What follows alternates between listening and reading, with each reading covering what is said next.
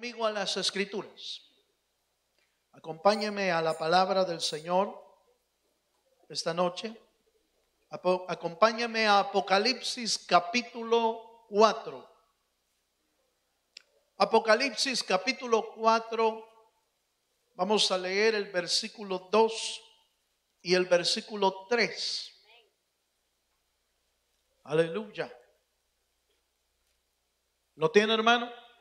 Apocalipsis capítulo 4, versos 2 y 3. Dice así la palabra del Señor. Y al instante yo estaba en el Espíritu, y he aquí un trono establecido en el cielo, y en el trono uno sentado. Y el aspecto del que estaba sentado era semejante a piedra de jaspe y de cornalina, y había alrededor del trono un arco iris, semejante en aspecto a esmeralda. Quiero introducirme con este texto porque es el texto que utilizamos la semana pasada para desarrollar el tema el trono de Dios. Eso fue lo que vimos la semana pasada. Y hoy quiero detenerme en ese famoso arco iris que aparece ahí, porque este arco iris es un tanto diferente. Vamos a titularle a este tema la señal del pacto. Ese es el tema de hoy. Y si usted se acuerda, en el Nuevo Testamento, en el Antiguo Testamento, en Génesis, en el inicio del caminar de Dios, hay un arco iris como un pacto. Un arco iris interesante porque ese arco iris, algunos escritores, algunos estudiosos hacen la diferencia con este arco iris, porque este arco iris es totalmente cerrado. Es decir, es un arco iris redondo en el trono de Dios de Apocalipsis. Dice, y alrededor del trono, dice, hay un arco iris semejante a esmeralda, dice. Y ese arco iris está cerrado, es un círculo. En cambio, el arco iris del Antiguo Testamento de Génesis es un arco iris que solamente tiene un arco y abajo no tiene nada. Alguien mencionó, un escritor dijo que era un arco cerrado por arriba, porque el pacto de Dios, Dios siempre lo cumple. En cambio los hombres no. Aleluya. Por eso es que está abierto. Está cerrado por arriba porque Dios es fiel a sus pactos, aunque los hombres no lo seamos. Por eso es un arco, una media luna. En cambio, el arco iris del trono de Dios, que es estilo esmeralda, es un arco iris cerrado, como dando a entender que todos los pactos del Señor, porque rodea el trono, los pactos del Señor son fieles y para siempre. No tienen manera, los pactos de Dios no tienen manera de ser cambiados. Y no tienen manera de ser anulados esos pactos, porque está cerrado. Pero me llamó la atención que allá en Génesis, vamos a hablar de ese arco iris, porque tiene que ver mucho con nosotros. Acompáñenme a Génesis capítulo 9. Oiga esto. Génesis capítulo 9. Voy a leer el versículo del 8 al versículo 11. Gloria a Dios. Génesis capítulo 9, verso 8 al 11. Cuando usted lo tenga, dice amén. Dice, y habló Dios a Noé y a sus hijos con él, diciendo, he aquí, yo establezco mi pacto con vosotros y con vuestros descendientes después de vosotros, y con todo ser viviente que está con vosotros, aves, animales y toda bestia de la tierra que está con vosotros, desde todos los que salieron del arca hasta todo animal de la tierra. Estableceré mi pacto con vosotros y no exterminaré ya más toda carne con aguas del diluvio, ni habrá más diluvio para destruir la tierra. ¿Cuántos dicen amén? Quiero hacer un poquito de memoria, de historia de esto, porque allí en Génesis capítulo 5, capítulo 6, el Señor menciona cómo la tierra que el Señor había creado se había corrompido. El pecado había llegado a ser extremo en la tierra conocida. A tal grado llegó a ser el pecado que el Señor tomó una decisión radical de raer de la tierra todo ser viviente, pero no anulando el pacto que ya Dios traía con la humanidad. Por eso buscó entre toda la humanidad un justo, un hombre que pudiera continuar con el pacto que Dios había establecido. Y aunque no había ni uno solo, la Biblia dice que Dios de alguna manera escogió a Noé, varón justo, dice la Biblia, porque era en todas sus generaciones, dice la Biblia, era justo. Y toma a Noé y le dice que empiece a construir un arca. Esa arca simbolizaba la salvación del Señor. Ese Noé de alguna manera prefiguraba ya la venida de nuestro Salvador Jesucristo. ¿Cuántos dicen amén? Y entonces envía el Señor el diluvio. Dice la Biblia que llovió durante 40 días y 40 noches. Y después de 40 días y 40 noches, toda la tierra, hermano, se había inundado. Toda la tierra estaba naufragando. A tal grado, hermano, que lo único que había sobre la faz de las aguas era únicamente el arca que Noé había construido en obediencia a Dios y a lo que Dios le había pedido. Noé no era capitán de barco porque nunca había estado en un barco. Noé no era constructor de barcos porque jamás había construido un barco. Sin embargo, Dios lo usó para construir el arca. ¿Cuántos dicen amén?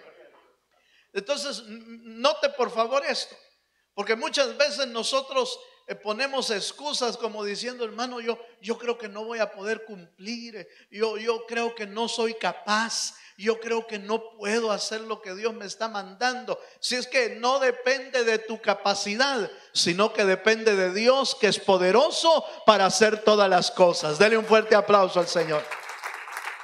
¿Cuántos dan gloria a Dios, hermano? Cuando tú te dejas usar por Dios, Dios es capaz de hacer cualquier cosa. Fíjese, Noé no es que estaba preparado para construir, no estaba preparado para liderar, no estaba preparado para capitanear un barco. Sin embargo, Dios lo usó.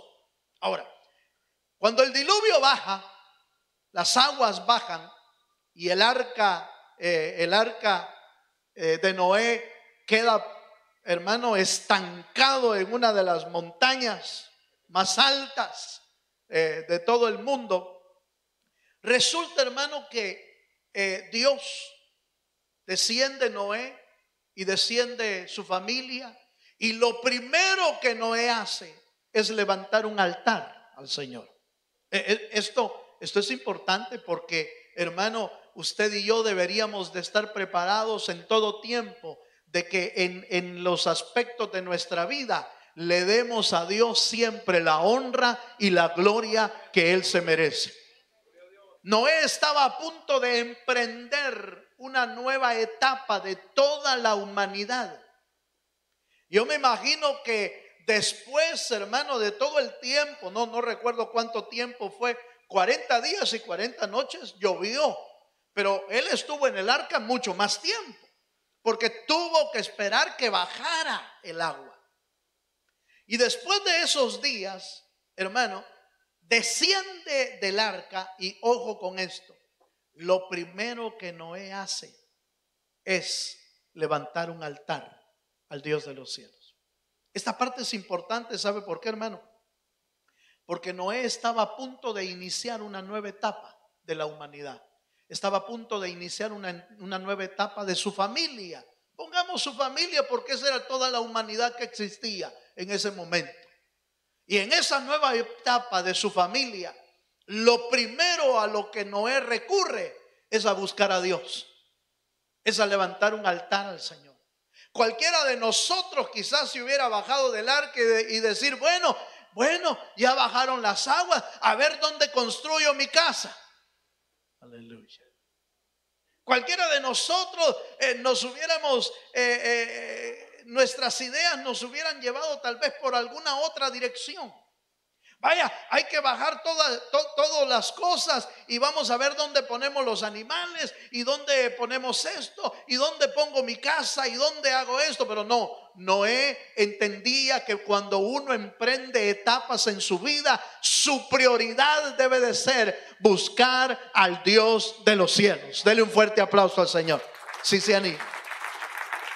Si usted quiere que en las nuevas etapas de su vida le vaya bien, busque a Dios. ¿Cuántos dicen amén? Si usted quiere que en las nuevas etapas de su vida le vaya bien, busque a Dios. Y Dios le va a dar dirección. Toque a su hermano que tiene a la par y dígale, en las nuevas etapas de tu vida, busca a Dios. ¿Cuántos dicen amén? ¿Cuántos dicen amén, hermano? En las nuevas etapas de tu vida, busca a Dios. Porque por eso es que a uno a veces no le va bien, hermano, cuando quiere hacer algo. Porque no busca a Dios. Y entonces nuestros planes, nosotros podemos planear, pero si ese plan no está en las manos de Dios, se va a venir para abajo. Por eso Noé hizo una buena decisión. Pero bueno, volvamos al arco iris. Porque resulta que Noé se baja, hace un altar y entonces Dios hace aparecer una señal de un arco iris. En señal de pacto. En señal de pacto. En una señal donde Dios quería dejar bien claro que Él ya no iba a destruir la tierra inundándola con diluvio. Pero revisemos ese pacto, revisemos ese arco iris porque tiene varias enseñanzas, enseñanzas que tienen que ver con nosotros. Acompáñame por favor una vez más a Génesis capítulo 9. Voy a leer solo un texto ahí. Dice capítulo 9 verso 8, y habló Dios a Noé y a sus hijos con él diciendo, he aquí yo establezco mi pacto con vosotros y con vuestras descendientes después de vosotros. Dejémoslo hasta ahí, dejémoslo hasta ahí. Al revisar esto de los pactos, en primer lugar debemos ver, no es el primer pacto de la Biblia. Ya había un pacto anterior, el pacto adámico. Ya Dios había hecho un pacto con Adán. Pero el ser humano se descontroló, se descarriló, se contaminó y Dios tuvo que raer la humanidad. Y solo quedó Noé, de la descendencia de Adán, de la descendencia de Sem. De ahí viene Noé. Pero como ahora está comenzando una nueva etapa, entonces el Señor establece un pacto con Noé. Y los pactos son importantes por varias razones. La primera, ¿por qué Dios trabaja con pactos con los hombres? ¿Por qué? Porque Dios establece pactos con nosotros. Bueno, La primera razón es porque a través de los pactos, oiga esto que le voy a decir, a través de los pactos, el Señor estimula el sentido del deber y de la obediencia. Nosotros como seres humanos caídos, es decir, alcanzados por el pecado, por naturaleza, somos gente que esquiva el deber, aleluya, y somos gente desobediente, por naturaleza, porque el pecado se arraigó a lo más profundo de nuestra alma, se arraigó hasta los tuétanos de los huesos, porque fíjese, hermano, que no hay necesidad de enseñarle la desobediencia a los niños, por ejemplo.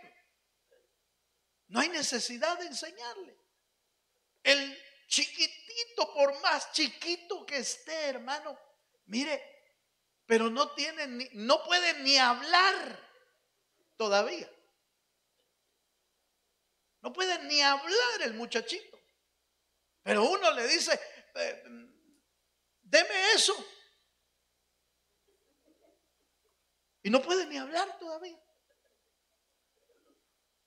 Haga caso, recoja lo que botó.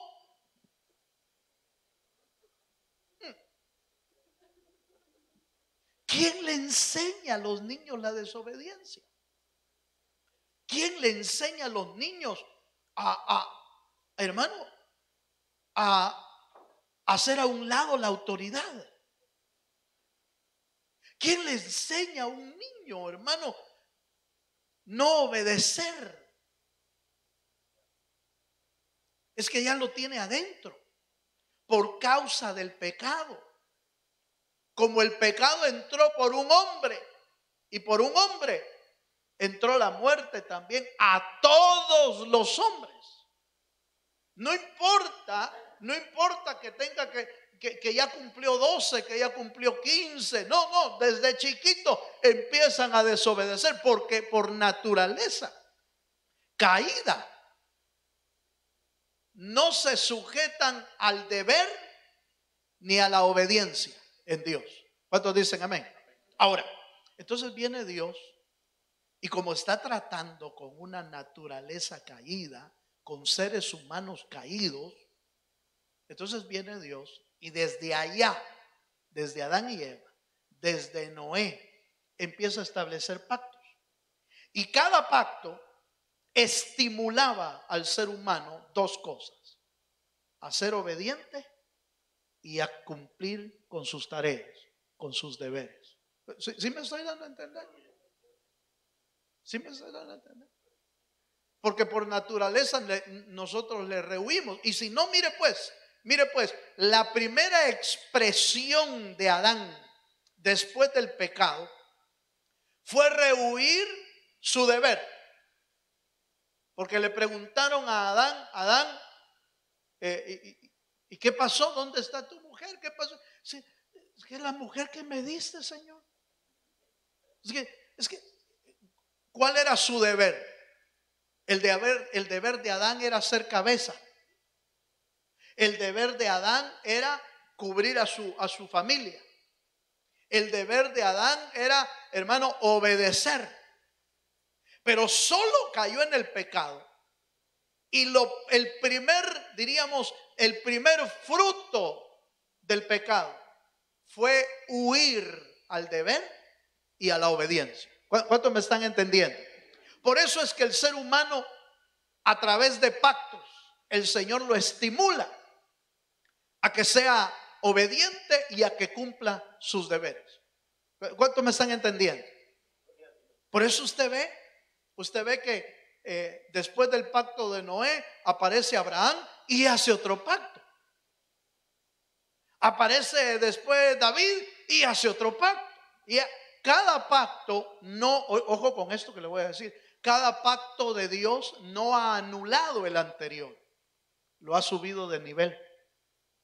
Porque la revelación de Dios es progresiva. Oiga esto, la revelación de Dios es progresiva. Entonces cada pacto no anulaba el anterior, sino que hacía que el pacto trascendiera a un nivel más. Por eso cuando el Señor Jesucristo viene a la tierra, Él no vino a anular el pacto del Antiguo Testamento. Ojo con lo que estoy diciendo. Sino que Él vino a trascender ese pacto a un nivel del Espíritu mucho más elevado. Por eso el Señor dijo: yo no vine a abrogar la ley. ¿Se acuerda que así dice la Biblia? Yo no vine a abrogar la ley. Es decir, yo no vine a anular la ley. Yo vine a darle vida a la ley. Yo vine a llevar a la ley a otro nivel, porque cada pacto no anulaba el anterior, sino que daba un nivel de revelación mayor. Pero todos los pactos de Dios nos estimulan a la obediencia y a cumplir nuestras tareas. ¿Cuántos me están entendiendo? Aleluya. Por eso muchos se equivocan en el Nuevo Testamento pensando que hoy a través de Cristo ya no tiene uno nada que hacer. Aleluya. Eso no es que la gracia ya lo hizo todo el Señor. Sí, para salvación sí. Él es el único que puede salvar nuestra vida. Pero ¿eso qué quiere decir? ¿Que sigamos viviendo como antes? No. ¿Que nos sentemos y hermanos, nos crucemos de brazos? No. El apóstol Pablo le dice a Timoteo: esfuérzate en la gracia de Dios. Como dándole a entender, no, en la gracia no es de cruzarse de brazos. En este nuevo pacto es un pacto mucho más elevado. ¿Sabe por qué? Porque en el Antiguo Testamento, por ejemplo, era castigada la acción mala. ¿Cuántos saben eso? En el Antiguo Testamento la acción mala era castigada. Pero en el Nuevo Testamento la intención es castigada. ¿Sí me estoy dando? Porque este es un pacto de intenciones. Allá es si matabas, entonces te tocaba una pena. Si hacías algo malo, te tocaba una pena. Aquí compensarlo y desearlo hacer, ya se te cuenta como pecado. Este pacto es mucho más elevado, porque aún las intenciones cuentan. ¿Cuántos dicen amén? Hermano, viera de la que me libró el Señor. Me enojé tanto que yo quise, pero mire, yo quise darle un par de manadas a ese fulano, pero gracias a Dios no lo di. Pero lo pensó. O no, hermano. Pero lo pensó. Y se vio usted mismo dándole con todo. Entonces, ya le contó como pecado. Es como que le hubiera hecho. No me vaya a salir como con otros. Entonces mejor lo hago, hermano. No, calmado. Las intenciones cuentan como pecado. El realizar una mala acción no solamente te cuenta como pecado, sino que trae consecuencias. Eso es doble delito. Te cuenta el pensarlo y el tener la intención te cuenta arriba. El hacerlo te cuenta arriba y abajo. Porque va a tener consecuencias cualquier acción mala que hagamos. ¿Cuántos me están entendiendo? Bueno, primer elemento entonces. ¿Por qué el Señor trabaja con nosotros con pactos? Primero, porque quiere, hermano, quiere impulsarnos a la obediencia. Quiere impulsarnos a que usted y yo cumplamos con las tareas del Señor. ¿Cuántos dicen amén? Número 2. ¿Por qué el Señor trabaja con pactos? Mire esto, hermano. Dios estipula pactos en la vida del hombre y todos los pactos han sido iniciados por Dios. Todos. El ser humano nunca ha hecho un pacto con Dios. Es decir, que inicie con Él. No, todos los pactos son de propia iniciativa de Dios. Y eso, ¿sabe qué es lo que nos muestra? Nos muestra la gran misericordia que Dios tiene con nosotros. Porque, mire, hermano, si no fuera por la misericordia del Señor, mire, Adán, si Dios no propicia un pacto con Adán nuevo después del pecado, Adán fuera historia en el infierno. Igual que nosotros. Si Dios no hubiera iniciado un pacto, todos los pactos han sido iniciados por Dios. Y eso nos muestra la misericordia del Dios del cielo. Déjeme decirle una gran verdad. Usted y yo estamos aquí por la pura misericordia del Dios de los cielos. ¿Cuántos dan gloria a Dios? ¿Cuántos dan gloria a Dios? Por eso dice la Biblia, no es del que quiere ni del que corre, sino del que Dios tiene misericordia. Usted y yo estamos aquí porque Dios movió un pacto para alcanzar su vida y mi vida. En este tiempo ya fue el pacto que el Señor hizo a través del Cordero de Dios, del Cristo, salvándonos. Pero ¿quién inició ese proceso, ese pacto? Fue el Señor. El Señor preparó, dice la Biblia, preparó de antemano, desde antes de la fundación del mundo, preparó el Cordero que nos iba a salvar a nosotros. Desde antes de la fundación del mundo. Y Dios nos vio a nosotros desde antes también. Eso quiere decir que la misericordia de Dios es grande y es abundante. ¿Cuántos dicen amén? Por eso el Señor, a través de pactos, el Señor muestra su misericordia. Como diciendo, mira, cada pacto que Dios ha ofrecido, Él se compromete a darlo todo. Fíjese, Él se compromete a darlo todo. ¿Y qué nos pide a nosotros, hermano? ¿Qué nos pide a nosotros? Obediencia, que le sigamos, que le busquemos. Ahora, aquí viene la gran pregunta, la pregunta del millón, hermano. ¿Cumplimos nosotros? Aleluya. ¿Cuántas veces nos hemos ido?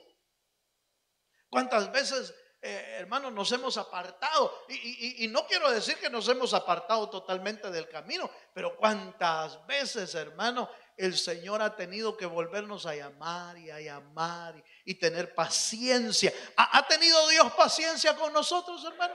Segura, hermano. Ha tenido paciencia Dios con nuestra vida. Esa paciencia que Dios ha tenido no la podría tener nadie en absoluto de nosotros. Yo compartiendo el lunes acerca del discipulado, vimos un personaje llamado Jacobo, ¿sí? Los que están en discipulado lo oyeron ayer. Y estamos viendo cada miércoles un discípulo del Señor. Y este lunes y miércoles vimos a Jacobo, hermano de Juan, de los hijos de Zebedeo. Y fíjese, hermano, que este Jacobo, el Señor tuvo que reprenderlo duramente, por lo menos 2 veces, en 2 ocasiones, lo tuvo que reprender. Porque cuando el Señor iba para Jerusalén y iba a pasar por Samaria, mandó gente a que preparara algo ahí en Samaria. Voy a pasar por ahí, dijo el Señor, y preparen algo, vamos a hacer algo del... Bueno, la cosa es que en Samaria, la Biblia dice que los samaritanos no quisieron recibir al Señor, porque sabían que iba para Jerusalén. Y entonces les dijeron a los que iban a preparar, les dijeron, no queremos a Jesús aquí. Pasen de largo, váyanse. Usted recuerda que samaritanos y judíos no se llevaban. Vaya. Y entonces la Biblia dice que cuando Juan y Jacobo oyeron eso, que le cerraron la puerta al Señor, ¿sabe qué dijeron? Señor, ¿quieres que oremos para que caiga fuego del cielo sobre todos esos malvados? Le pidieron al Señor y le dijeron, Señor, permítenos orar por esos malacates samaritanos. Los vamos a destruir. Señor, vamos a orar y que caiga fuego del cielo. Qué paciente los discípulos, ¿va? Y el Señor tuvo que reprenderlos y les dijo, ustedes no saben de qué espíritu son. Y en ese día les cambió el nombre y les dijo, ustedes ya no se van a llamar hijos de Zebedeo, se van a llamar hijos del trueno. Así les dijo, hijos del trueno se van a llamar, porque eran impetuosos, hermano, eran así, pero pesados. Así hay un montón de discípulos, aleluya. Así hay un montón, hermano, pero que les sirve la sangre rápido. No son pacientes, son impacientes, y con algo que les toque, Señor, me permite, hermano Balmore, me permite orar. Por eso no los dejo orar a todos, aleluya, porque de repente me sale pidiendo que caiga fuego del cielo. Y la segunda vez que los reprendió fue cuando le dijeron a Jesús, Señor, permítenos, otra vez, Jacobo y Juan, permítenos que cuando estés en tu reino, uno esté sentado a tu derecha y otro esté sentado a tu izquierda. Solo eso querían. Solo eso. Y mire, qué atrevidos, hermano. Qué atrevidos. Porque el Señor se ha de haber rascado la cabeza con ellos, hermano. Miren, les digo, ¿acaso pueden ustedes beber de la copa que yo voy a beber? ¿Acaso pueden ustedes ser bautizados con el fuego que yo voy a ser bautizado? Y miren los atrevidos lo que le dijeron. Sí podemos, le dijeron. Atrevidos. Y entonces les dice el Señor, de cierto van a padecer con la copa y con el bautismo, pero darles a la derecha o la izquierda no me corresponde a mí. Eso le corresponde al Padre que está sentado en su trono. Y los dejó igual, no les dio nada. Fíjense, tenía Dios que aguantarlos. Por eso, ahora entiendo yo, es que el Señor era tremendo también. Ahora entiendo yo que cuando los discípulos no pudieron sacar aquel espíritu de aquel muchacho que le llevó el papá, que tenía un espíritu de sordo y mudo. Y dice que los discípulos va a reprender. ¿Y cómo iban a salir si pedían fuego y no les salía nada? Y aquello va de reprender y fuera todo espíritu de mudo y todo espíritu de sordo. Y dice que no pudieron. Cuando llegó el Señor y el Padre le dijo, Señor, tus discípulos han orado, pero no les sale nada. Y entonces, oiga las palabras de Jesús. Les dice, ¿hasta cuándo voy a tener que soportarlos? Así dice. Así dice. Ay, por Dios, hermano. ¿Hasta cuándo voy a tener que soportarlos? Si el Señor tenía paciencia. Si yo digo algo así aquí, ay, por Dios, hermano, se me van todos. Aleluya. Pero hay discípulos así en otro país. En otro país. Pero Dios es un Dios paciente, lleno de misericordia. ¿Y cómo lo muestra? Pues nos dio un pacto para que nosotros obedeciéramos. Un pacto para que usted y yo nos metamos al camino. Un pacto para que cumplamos sus tareas. Un pacto, mire hermano, caemos, fallamos y el Señor siempre muestra su misericordia con nosotros, dándonos una oportunidad para salir adelante. ¿Cuántos dan gloria a Dios? Mire pues, entonces los pactos muestran eso. Muestran la misericordia de Dios, porque de Él vienen los pactos. Nunca el hombre ha promovido un pacto con Dios. Todos los pactos vienen del Señor. ¿Cuántos dicen amén? Número 3, vamos un poquito más. Acompáñenme por favor. Fíjese que la tercera razón por la que el Señor establece pactos con el ser humano es porque sus pactos son eternos. Es decir, sus pactos son inquebrantables. Por eso ¿por qué digo esto? Porque está escrito. Por ejemplo, el cielo y la tierra pasará, mas la palabra del Señor no pasará. ¿Por qué? Porque su palabra es eterna. Sus promesas son inquebrantables. Sus promesas se cumplen. De hecho, el apóstol Pablo, me parece que en Corintios dice, las promesas del Señor son sí y amén.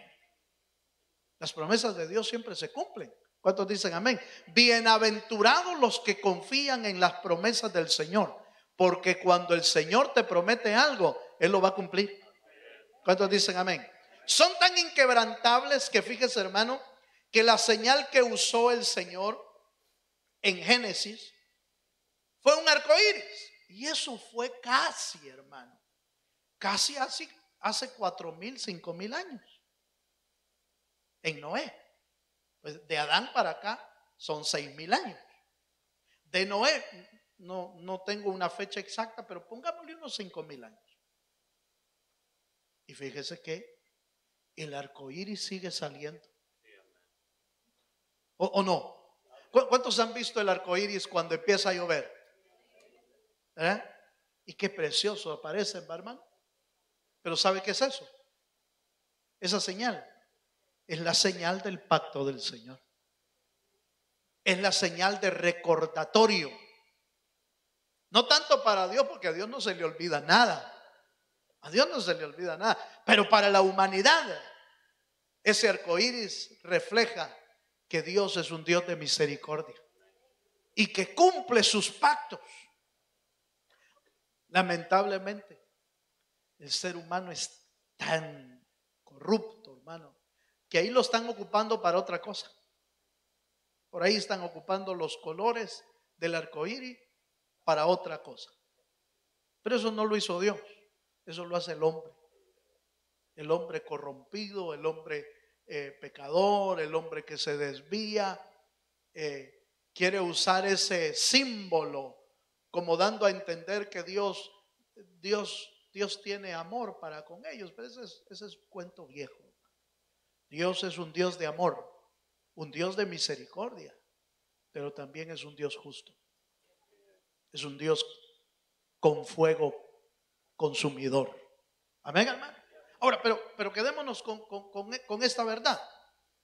Sus promesas son eternas a tal grado, hermano, que lo que Dios puso como señal en aquel tiempo sigue siendo señal hoy.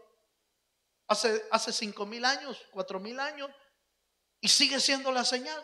El ser humano cuando mira el arco iris, ¿de qué se acuerda usted, hermano? Los creyentes, pues, ¿verdad? Porque tal vez el ser humano sin Dios no se acuerde de eso. Solo contempla la hermosura de la señal. Pero los creyentes vemos el arco iris y decimos, Dios puso esa señal ahí, porque dice la Biblia, y Dios puso la señal en el cielo.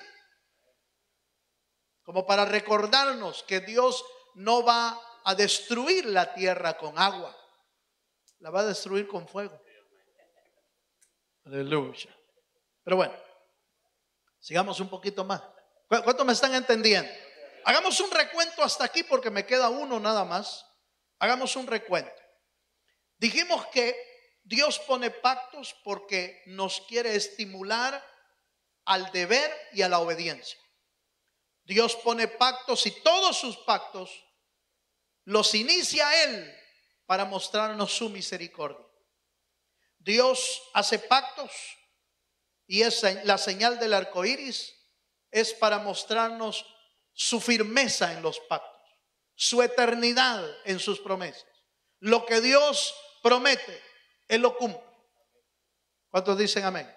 Número 4. Los pactos que Dios hace, esta parte me interesa, ¿sabe por qué? Porque dice que los pactos que Dios hace, los hace con un hombre, pero los hace con toda su descendencia. Porque la hizo con Noé, pero también lo hizo con toda su descendencia. Porque el versículo 8 que leímos, el 8 que leímos dice: habló Dios a Noé y a sus hijos con él diciendo: he aquí yo establezco mi pacto con vosotros y con vuestros descendientes. El pacto de Dios es un pacto de generaciones. Por eso la Biblia dice que la maldición puede alcanzar 4 generaciones. Pero la bendición de Dios puede alcanzar hasta 1000 generaciones. Dios es amplio para bendecir. Por eso usted ve a Noé y hace un pacto con él y con toda su descendencia. Hace un pacto con Abraham y le dice a Abraham: en ti serán benditas todas las familias de la tierra. Y hablando del Cristo, dice que Él hizo padecer al Señor, pero la simiente del Señor iba a ser bendita también. Iba a alcanzar la misericordia de Dios a través de la vida de Cristo. Nos trasladó a nosotros la herencia eterna, la bendición eterna. Entonces los pactos del Señor son, hermano, los pactos del Señor son para nosotros y para nuestros hijos. Aquí hay un detalle bien importante. Por eso es que usted no debe de romper. Voy a tratar de explicarle esta parte. No rompa la cadena de bendición para sus hijos. Porque usted ve cómo la cadena puede ser, una cadena puede ser muy larga y están conectadas entre sí. Pero si se rompe una cadena, unirlas o se separan, y entonces ahí ese pedazo que se rompió hace que ya no estén conectados, o que ya no pase. Por ejemplo, si es un cable eléctrico, por ejemplo, córtelo y ya no pasa la corriente. Corte una manguera y va a ver que el agua sale en un lado y ya no sale en el otro lado. ¿O no? ¿Verdad que sí es, hermano? Entonces el gran problema es que mucha gente corta la bendición de Dios desobedeciendo al Señor. Y entonces corta la bendición para sus hijos, o corta la bendición para sus nietos. Entonces uno lo puede cortar. Y ahí es donde hay que tener mucho cuidado. Por amor y por misericordia, el Señor lo que prometió lo puede ir cumpliendo más allá, pero esta parte puede ser afectada. Puede ser afectada. Por ejemplo, usted se acuerda que Dios bendijo a la tribu de Leví, ¿sí? Para que fueran sacerdocio santo al Señor. Pero de la tribu de Leví estaba aquel sacerdote que perdió la vista. ¿Se acuerda usted? ¿Cómo se llama? Elí. Elí cortó la bendición que traía sacerdotalmente. ¿Por qué? Porque dejó que sus hijos pecaran y él mismo pecó, no deteniendo o no estorbando el pecado de sus hijos. Entonces, ¿qué le dijeron a Elí? Por cuanto menospreciaste la obra de Dios, por cuanto tuviste en poco lo santo y tus hijos hicieron esto y dice que le echó una sentencia a él y a toda su casa. Y todos los hijos, dice la Biblia, que todos los hijos cuando iban a llegar a la vida adulta se morían. Se morían antes. Y ya no pudieron ejercer esa casa, la casa de Elí y su descendencia. Aunque eran de la tribu de Leví, ya no pudieron ejercer el sacerdocio, la casa de Leví. ¿Sí me estoy dando a entender, hermano? Ahora, la bendición de Leví seguía en toda su casa. Pero esa parte de la tribu de Leví, que era hijo de Elí, se cortó la bendición y le cayó una maldición. Sí me estoy dando a entender, hermano, por favor, listo con esto, apresto con esto, hermano. Porque pareciera que cuando Dios da una bendición aquí, pareciera que siempre va a estar siendo bendecido. Sí, a menos que uno corte el cable. A menos que uno se rompa la conexión divina a través de la profanación de las cosas de Dios, a través de menospreciar lo sagrado, lo santo, y entonces Dios rompa. Eso fue lo que le pasó a Elí. Después de Elí y toda su casa quedaron separados del sacerdocio y del servicio a Dios, aunque venían de la tribu de Leví. Eso puede pasar en nuestra vida cuando nosotros, hermano, nos desviamos del camino. No solamente afectamos nuestra vida, sino que afectamos nuestra descendencia. Aleluya. Pero las promesas del Señor son hasta 1000 generaciones si nosotros permanecemos conectados a la vida del Señor. ¿Cuántos dicen amén?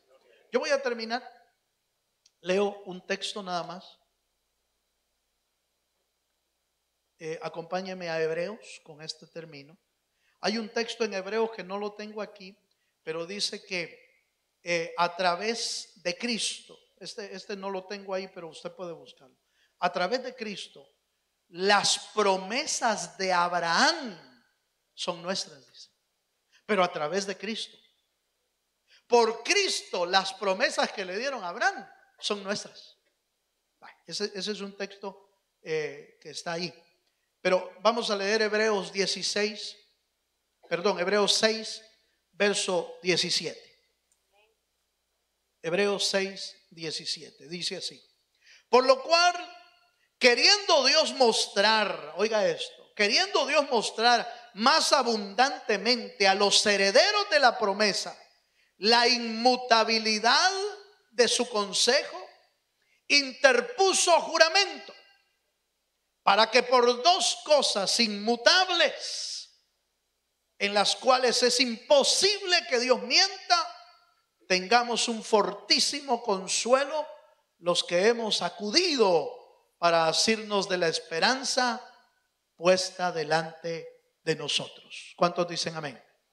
Aquí hay 2 cosas importantes. Lo que Hebreos está tratando de decir es que nosotros que somos los herederos, hermano, tenemos herencia por 2 cosas inmutables. 1, por la promesa de Dios, y 2, por su juramento. Porque la promesa de Dios, mire, hay promesas que se las lleva el viento, pero hay promesas que nunca pasan. ¿Por qué? Porque están basadas en quién da la promesa. Si usted y yo damos la promesa, mire, quién sabe que la cumplamos. ¿O no, hermano? ¿Cuántos hemos hecho promesas que no hemos cumplido? A ver, levante la mano los que no han cumplido alguna promesa. Ay, gracias, hermano. Gracias por levantar la mano y ser honesto. Los que no la levantaron son cuenteros. Porque más de alguna promesa han hecho que no han cumplido. Pero mire, pero la promesa que Dios da, esa permanece para siempre. Porque la dio Dios. Por eso dice, por dos cosas inmutables. Hay dos cosas que no pueden cambiar. Cuando Dios promete, Él lo cumple, porque queda comprometido. Y dos, cuando Él jura. Y dice la Biblia que no habiendo otro más alto por quien jurar, juró por sí mismo. Yo no sé cómo habrá hecho ese juramento, pero ha de haber dicho, lo juro por mí mismo. Porque Él es Dios. ¿No le parece? Hay gente que jura por el cielo, por la tierra, por no sé qué. Por ahí hubo alguien que juró por la mamá que ya se había muerto. Por ahí oí yo en algún lado, juro por la vida de mi madre que ya se murió. Ay, Dios, si ya se murió. Pero Dios, no habiendo alguien más alto por quien jurar, juró por Él mismo. Entonces hay dos cosas inmutables. Primero, porque Dios lo prometió. Y segundo, porque juró por sí mismo. Y eso es señal que el pacto que Dios da es firme, eterno y seguro. Por eso el pacto que dio Dios desde Noé sigue en pie. Y aunque hay ciertas inundaciones de vez en cuando, como las que nosotros vivimos, no se ha inundado todo, porque Dios no lo deja, hermano. Si no, ya se hubiera. Pero Dios es fiel con sus promesas. Póngase de pie y vamos a orar al Señor. Vamos a pedirle al Señor esta noche, vamos a orar esta noche para que nos haga comprender sus pactos, nos haga comprender sus promesas, nos haga comprender que Dios es fiel. Y si tú y yo entendemos que Dios es fiel, hermano, nadie te va a poder desviar del camino, porque vas a creer en sus promesas, que son fieles, seguras y verdaderas para nuestra vida. Levante sus manos al cielo, levante sus manos y su corazón, levante su vida al Dios de los cielos y le decimos: Padre, muchas gracias, Señor, te damos esta noche, Señor, por tu fidelidad, por tu amor, por tu bendición. Gracias, Señor, porque tú eres un Dios bueno. Gracias porque tú eres un Dios fiel. Y porque por siempre son tus promesas, Señor. Levante sus manos y le dice: Señor, yo creo. Levante sus manos y dígale: Señor, gracias.